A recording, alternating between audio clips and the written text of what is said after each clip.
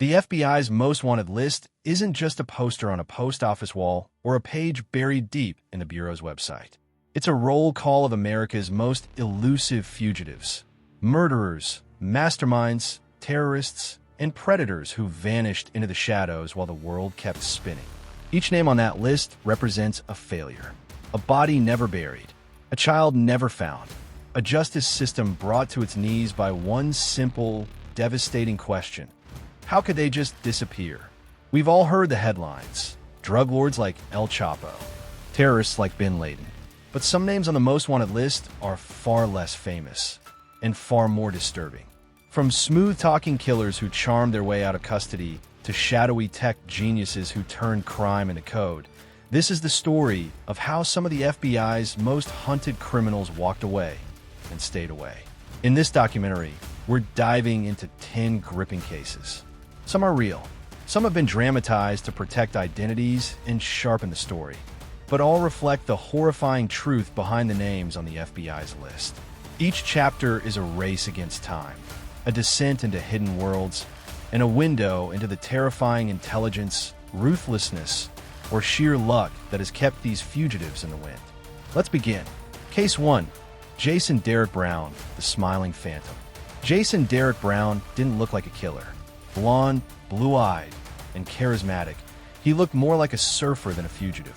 But on November 29, 2004, outside a movie theater in Phoenix, Arizona, Brown shot and killed an armored truck guard at point-blank range and vanished with $56,000 in cash. His escape was meticulous. Before the crime, he studied firearms at a gun range and planned every move. After the murder, he ditched his bike, fled the state, and left a trail of fake IDs, credit cards, and aliases. But what truly baffled authorities was Brown's ability to blend in. He wasn't hiding in the mountains or jungles. Witnesses claimed to have seen him at ski resorts, luxury gyms, and high-end golf courses. The FBI called him armed and extremely dangerous, but others described him as friendly. How do you find a man who could be sitting next to you on a plane, who has 5 passports and speaks fluent French? Despite numerous tips and confirmed sightings, Jason Derek Brown is still out there. And every time a tourist grins in a vacation photo or a charming stranger pays in cash, someone asks, could that be him? Case 2.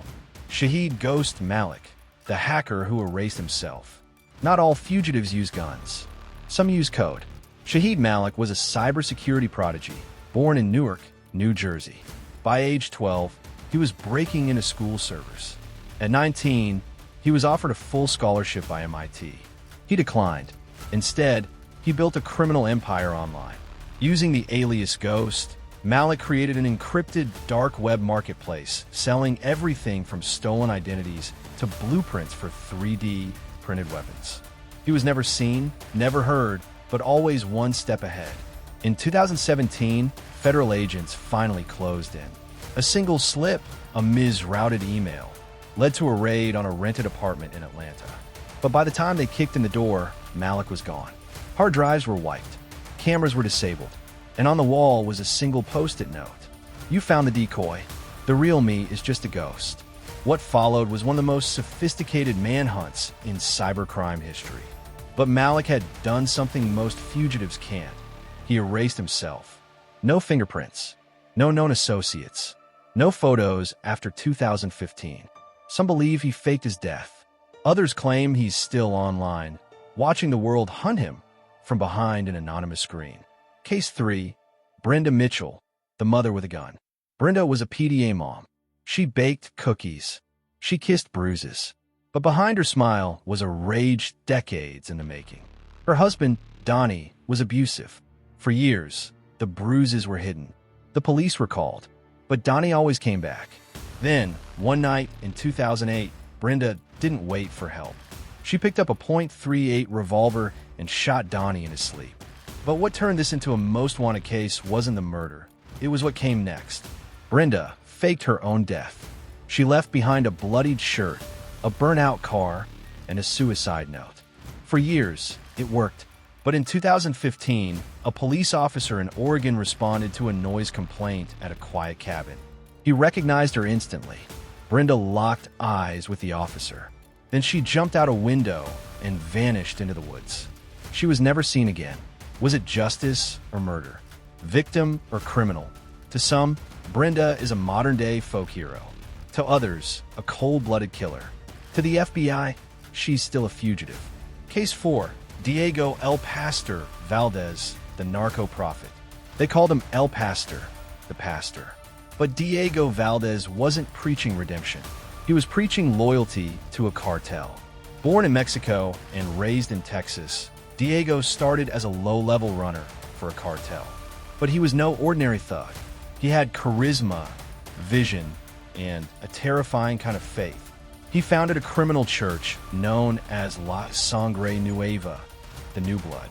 Followers were cartel soldiers who believed Diego was a prophet chosen to purify the world through violence. Over a decade, Diego orchestrated murders, kidnappings, and mass extortion under the guise of spiritual warfare. His sermons were broadcast through encrypted audio streams. His church grew to hundreds. In 2020, the FBI caught a break. A mole gave them Diego's location, a monastery in Guatemala. But when they raided it, they found only an altar, a recording, and a cage of snakes. The message? You cannot crucify the second coming. Diego Valdez remains at large. His followers? Still active. Case 5. Alyssa King, the heiress who vanished. Alyssa was born into money.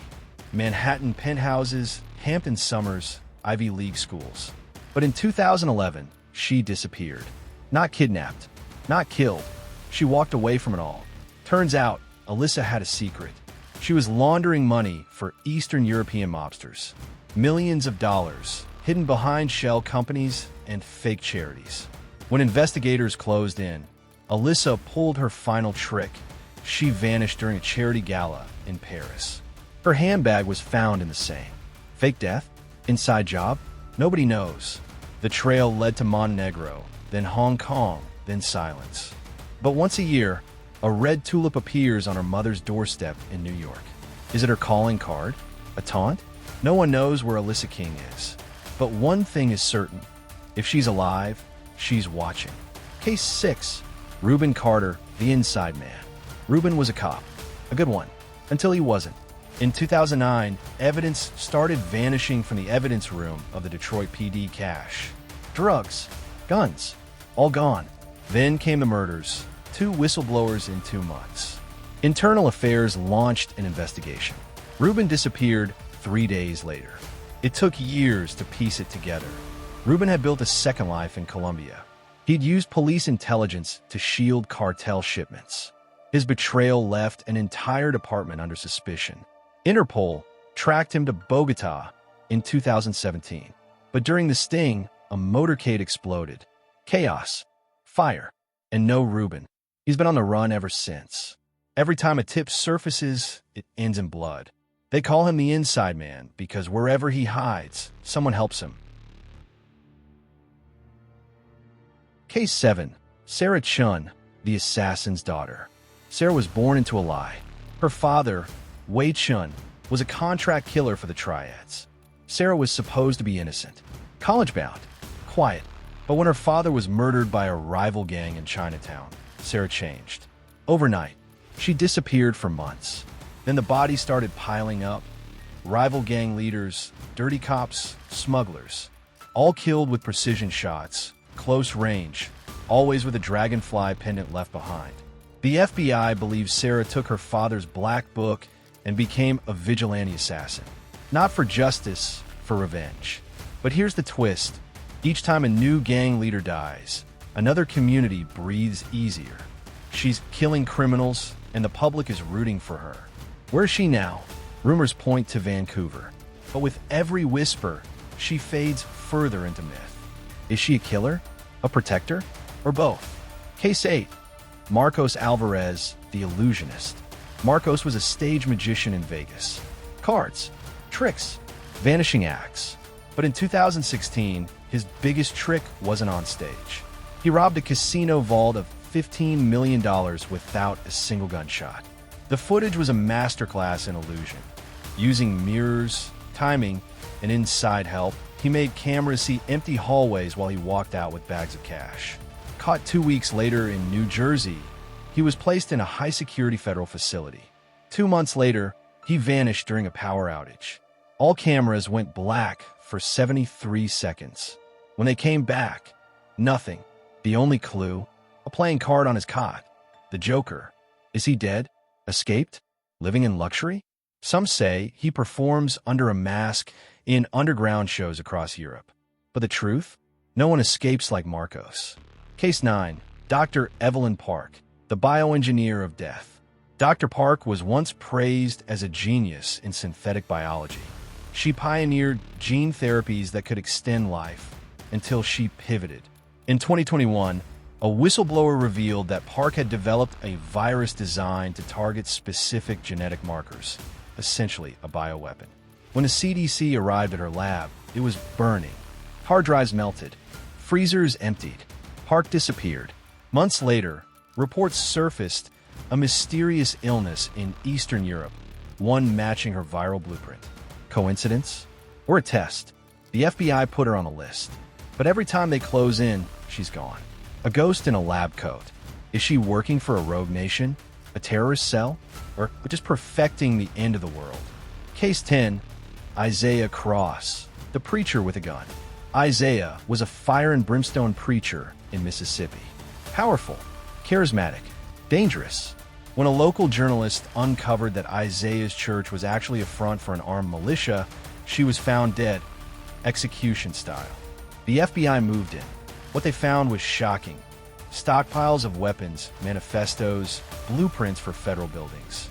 Isaiah fled during the raid. Since then, his voice continues on pirate radio frequencies, calling for a reckoning. His followers believe he's a prophet in hiding. The FBI believes he's building a revolution. Either way, he's still out there.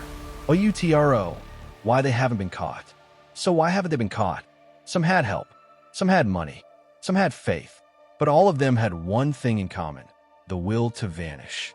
The FBI's most wanted list isn't just a catalog of criminals. It's a mirror held up to society, to the systems that failed, the victims who still wait for answers, and the people willing to risk everything to run from justice.